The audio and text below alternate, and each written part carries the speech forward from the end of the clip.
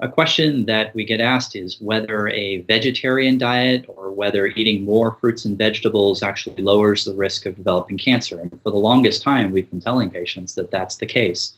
When we look at larger meta-analysis studies, we're not exactly sure that that's the case because it becomes very confusing whether or not it's the fruits, the vegetables, the phytonutrients that are in there, whether we're just eating a healthier diet in general that's associated with a sort of a better lifestyle in general.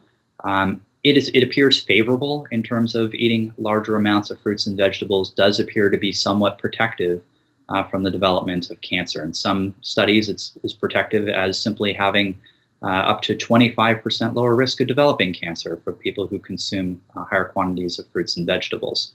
Whether or not we need to completely avoid animal products, that actually really isn't well understood. And probably there was one study that came out just built last week, and that was a study looking at a large population of people who found that the vegetarians who only ate, for example, when they ate any animal product at all, they ate fish, those people actually did better in terms of lower risk of developing colorectal cancer than pure vegans alone. So that was actually really kind of interesting because, you would think that more vegetables and fruits would lower one's risk and that having animal products in there would actually increase the risk.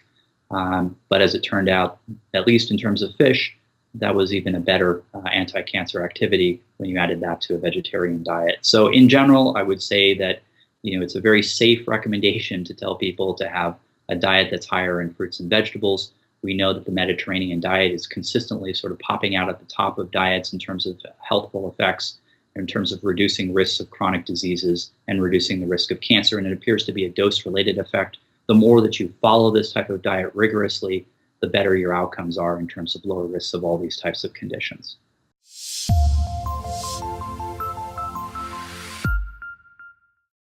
For an interactive tool to learn more about your colon cancer and your personalized treatment options, go to mycoloncancercoach.org.